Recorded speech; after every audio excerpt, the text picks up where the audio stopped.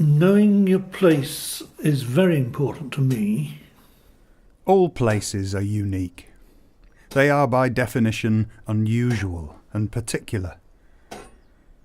And whilst it's true that we all live in a place, it's also true that that place lives in us, deeply. And I reached a level of neurosis where I thought that if I wasn't there, the edge was not there. When we stand in our place and look, we're looking out into the world, but we're also looking into ourselves, but into a place beyond ourselves. And where in the outside world time moves with precision and regularity, inside time moves like liquid. And at the boundary where these two worlds meet, inner and outer, there's a crossroads. At the crossroads there is always an encounter. At the crossroads there's always a story. Come here, lad, and I'll tell thee a tale. I'll tell thee a tale about a weasel and a snail, a monkey and a merry abbot, 7 good sons for winding.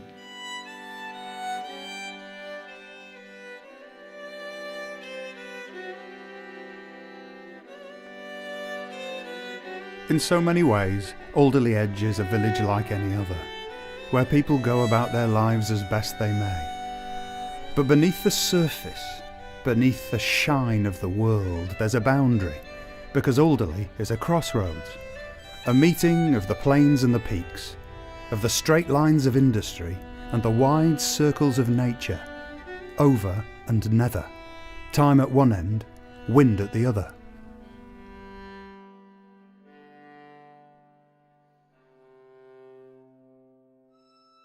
I was trying to get across to a small group of people the nature of a boundary, neither one place nor the other.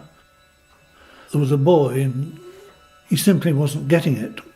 So I told him to jump up on the golden stone, and I asked him if he was secure and felt safe up there, and he said he did. And then I pointed out to him that he'd got one leg in Nether Alderley and the other in Over Alderley. And my question to him then was, "Where are you?"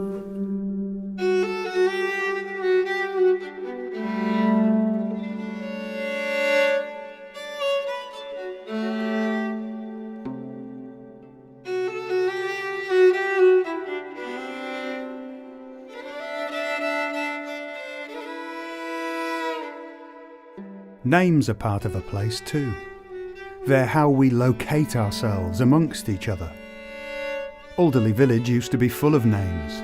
Bilsboroughs, Cedricks, Granthams, Weenholts, Fitchets, Charnleys, Lizzie Lears, Joshua's Style. People in place, beacons in a landscape. Some are still there on the outside, others only on the inside.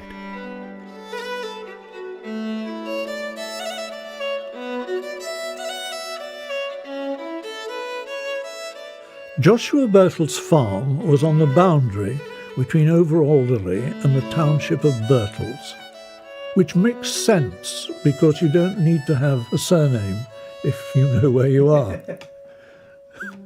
And language is part of a place too, the fluid currency of exchange. Good morning. Pleased to meet you. How do? Now then. Lord Stanley and my great-great-grandfather knew each other as servant and master, but they also respected each other as guardians of the land. And my grandfather said that when his grandfather, that's old Robert, and Lord Stanley were talking together, they were both talking broad, that is, they were talking in pure dialect. So back and forth we go, across boundaries of class and wealth, education, insider, outsider, friend and stranger. From Belmont and the Circuit to Woodbrook Road and White Barn, people knew who they were by where they were.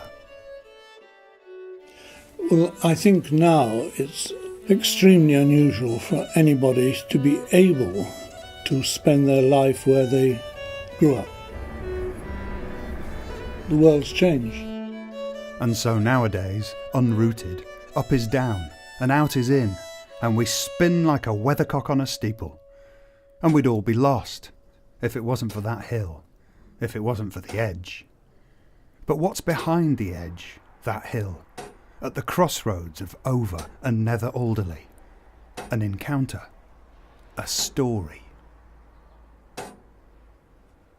A farmer from Mobberley was on his way to Macclesfield at the back end of October to fetch his white mare to the market.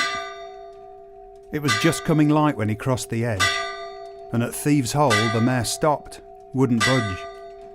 And there at the side of the road was this old chap, tall and thin, and he was waiting. Waiting for the farmer.